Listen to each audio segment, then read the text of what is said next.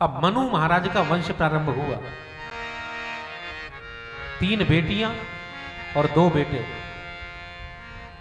आकुति, देवहूति, प्रसूति, ये 3 बेटियां हुई और प्रियव्रत और उत्तानपाद ये 2 बेटे हुए। इनसे ही पूरी सृष्टि का विस्तार हुआ है। आकुति का विवाह रुचि नामक प्रजापति के साथ में हुआ और देवहूति का विवाह कर्दम मुनि के साथ में हुआ। कर्दम मुनि ने इस शर्त पर मनु महाराज की बेटी का रिश्ता स्वीकार किया कि जब एक बेटा हो जाएगा तो मैं तपस्या करने के लिए चला जाऊंगा। लेकिन विवाह होते ही तपस्या करने चले गए कर्दम मुनि। भगवान ने इन्हें वरदान दिया था कि मैं स्वयं पुत्र बनकर तुम्हारे घर में आऊंगा, परंतु विवाह होते ही तपस्या करने चले गए और वर्षों तक तपस्या करते रहे। तपस्या करते करते वृद्ध हो गए। जैसी आंखें खुली एक दिन तो सामने सेवा करते हुए एक महिला को देखा। उससे पूछा, देवी तुम कौन हो? वो कहने लगी, महाराज जरा याद करो, एक बार आपका विवाह हुआ था, मैं वही आपकी पत्नी हूं, देवहूति। कर्दम जी को बड़ा आश्चर्य हुआ। देवी, संसार में प्रेम को प्रेम होता है। पति पत्नी से प्रेम करे तभी पत्नी पति से प्रेम करती है, लेकिन तुम बिना किसी स्वार्थ के सेवा करती रही। हम तुम्हारी सेवा परायणता से बड़े प्रसन्न हैं। मांगो, क्या मांगती है? देवहूति कहने लगी, महाराज एक पत्नी को अपने पति से क्या चाहिए? समझ गए कर्दम जी। और अपने तपोबल से कर्दम जी ने एक विमान बनाया, जिस विमान का नाम है कामग विमान।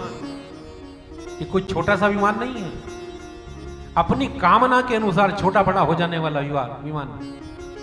इस विमान में बड़े बड़े बगीचे हैं, बड़े बड़े घर बने हुए हैं, बड़ा विराट है। उस विमान में बैठने के लिए देवहूति को कहा तो देवहूति अपने शरीर को देखने लगी। जर्जर शरीर है, झुर्रियां पड़ी हुई हैं। विमान तो अच्छा है, लेकिन ये शरीर इसमें बैठने लायक नहीं है। समझ गए कर्दम जी। और कर्दम जी ने तपोबल से एक सरोवर का निर्माण किया।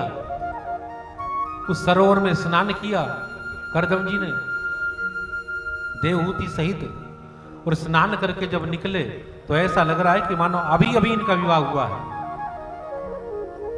कामक विमान में बैठे वर्षों तक विहार किया, 9 कन्याओं को जन्म दिया देवहूति ने।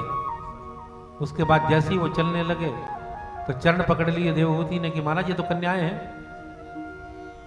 एक बालक हो जाएगा उसके बाद चले जाना। अपने 9 मानस पुत्रों को लेकर ब्रह्मा जी आए। उन 9 कन्याओं के साथ में उनका विवाह हुआ।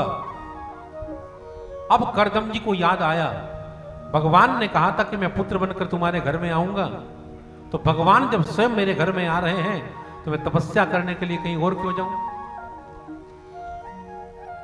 समय बीतने लगा और भगवान नारायण कपिल बनकर कर्दम जी के यहां पर प्रकट हुए। बोले कपिल भगवान की जय। सांख्य शास्त्र के विस्तार के लिए भगवान नारायण ने कपिल बनकर अवतार ग्रहण किया। हमारे यहां पर अनेक अनेक छंद हैं, अनेक अनेक विद्याएं हैं, अनेक अनेक विद्याओं के अलग अलग आचार्य हैं। इसमें सांख्य शास्त्र के जो आचार्य हैं वह हैं भगवान कपिल।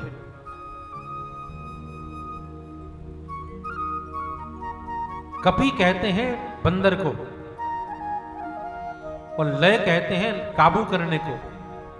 हमारे चंचल मन पर काबू करने के लिए जिन भगवान का प्राकट्य हुआ है उनका नाम है कपिल।